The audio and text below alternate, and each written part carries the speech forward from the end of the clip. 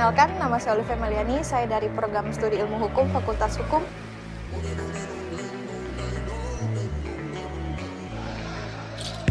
Awalnya saya mau coba-coba, akhirnya ketagihan. Salah konsep. Skip. Awalnya dilarang sama orang tua untuk berkuliah di luar daerah Makassar. Akhirnya saya memilih untuk berkuliah di Makassar dan awalnya bukan di Universitas Atmajaya tapi di universitas lain.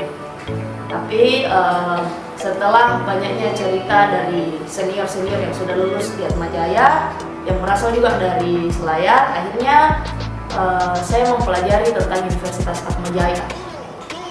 Dan salah satu rekan saya yang bernama Trivena di Fakultas Ekonomi dan Bisnis jurusan Manajemen juga itu akan berkuliah pada saat itu di Atmajaya Makassar, dan akhirnya setelah perbincangan panjang dengan orang tua saya juga, akhirnya saya direkomendasikan untuk masuk di Universitas Atmajaya Makassar. Ya, so kiranya disinilah saya dan menjadi alumni Atmajaya. Karena awalnya orang tua saya juga belum mengizinkan saya untuk merantau ke luar kota. Jadi setelah banyak pertimbangan, saya putuskan untuk memilih Universitas Atmajaya Makassar sebagai tempat saya berkuliah. Amin, karena salah satu orang tua merupakan alumni dari kampus ini juga. Selain itu, menurut saya Atmajaya Makassar merupakan salah satu universitas swasta yang terbaik di kota Makassar. Dengan sistem pembelajaran, dosen-dosen pengajar itu semuanya milenial, kemudian materi-materi yang disampaikan itu dapat bersifat hybrid dan cukup relevan dengan keadaan yang terjadi atau fenomena-fenomena terjadi di sekitar kita. Karena menurut saya Universitas Atmajaya Makassar merupakan salah satu universitas yang lokasinya strategis dan memiliki beragam program studi yang sudah menghasilkan alumni-alumni yang kompeten di bidangnya.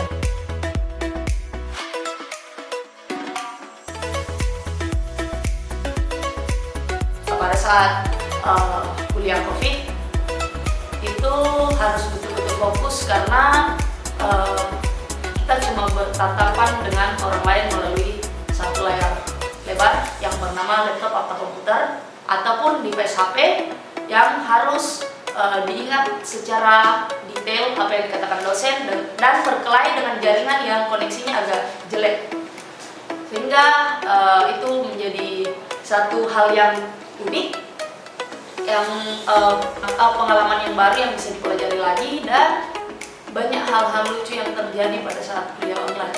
Jadi ketua organisasi di himpunan mahasiswa studi farmasi itu pertama kali saya menjadi ketua. Itu sih cukup banyak. Kebetulan saya kurang lebih 6 semester itu berkuliah secara online. Jadi cukup banyak pengalaman baru yang dirasakan. Kemudian setelah online kita berpindah lagi bertemu secara tatap muka di kampus dan terlibat dalam beberapa kegiatan kampus seperti PKKMB, Expo.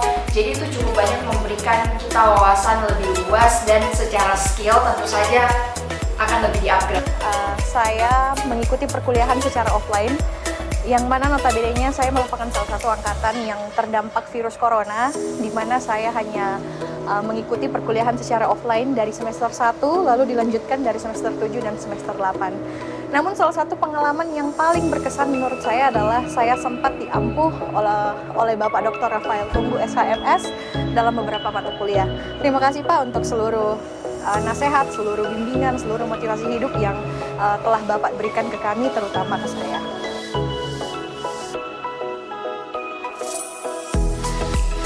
Saya selalu menekankan pada diri saya harus selalu berusaha untuk menjadi yang terbaik. Karena jika saya tidak berusaha untuk menjadi yang terbaik, saya akan menyesal di kemudian hari. Berusahalah sekuat tenagamu dan berusaha yang terbaik, karena usaha itu tidak pernah mengkhianati hasil. Dan satu lagi yang saya percaya dan yang saya selalu pegang menjadi prinsip hidup saya, yaitu Matius 6 ayat 33, yaitu carilah dahulu kerajaan dan kebenarannya, maka semuanya itu akan ditambahkan kepadamu. Manage waktu dengan baik, kemudian prioritaskan hal-hal yang harus dikerjakan dan yang tidak harus dikerjakan.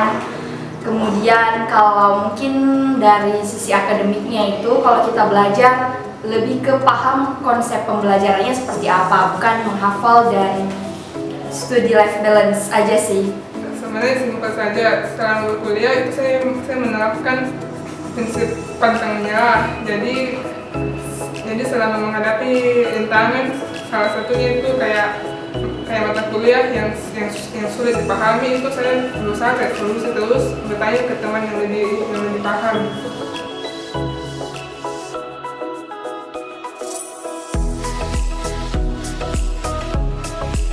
Di rich woman, segala sesuatu yang bisa dicuankan. Membuka bisnis bersama saudara saya, jadi bisnisnya itu dalam perusahaan jasa yang menyediakan jasa desain grafis. Bekerja sambil kemungkinan ada melanjutkan pendidikan aja sih.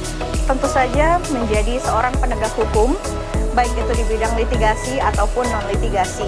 Dan jika diberikan kesempatan, saya juga ingin melanjutkan pendidikan saya ke jenjang yang lebih tinggi. Dan juga jika diberikan kesempatan, saya ingin mengabdikan ilmu saya menjadi seorang akademisi hukum.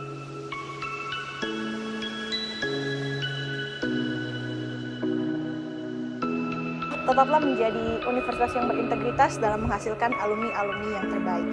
Mungkin selama berkuliah kurang lebih 4 tahun di Atmajaya, banyak suka dukanya, banyak pengalaman yang belum pernah saya dapatkan sebelumnya. Saya bisa dapatkan ketika saya berkuliah di sini. Saya dapat teman-teman dengan berbagai karakter yang saya juga harus bisa mengatasi setiap karakternya mereka sesuai dengan yang saya hadapi. Dan banyaknya suka duka juga secara internal dan eksternal mungkin menjadi hal yang baru untuk saya dan untuk semua dosen juga yang sudah mengajar.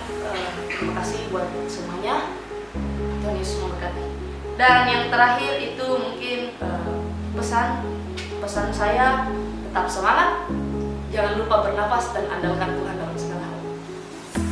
Kesannya sih cukup banyak suka duka yang dilalui, apalagi sudah cukup lama tidak bertemu manusia-manusia, kemudian pindah lagi secara tatap muka bertemu lagi manusia-manusia. Jadi suka dukanya itu cukup banyak, tapi kalau ditanya lebih banyak suka atau dukanya, tentunya lebih banyak sukanya.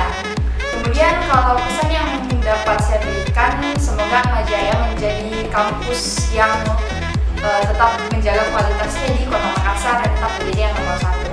Pesan saya menjadi mahasiswa di Atmajaya, terutama di Fakultas TI, yaitu saya menjadi orang yang belajar banyak hal, pantang menyerah, dan terus berusaha saat menghadapi berbagai macam rintangan, terutama saat menyusun skripsi.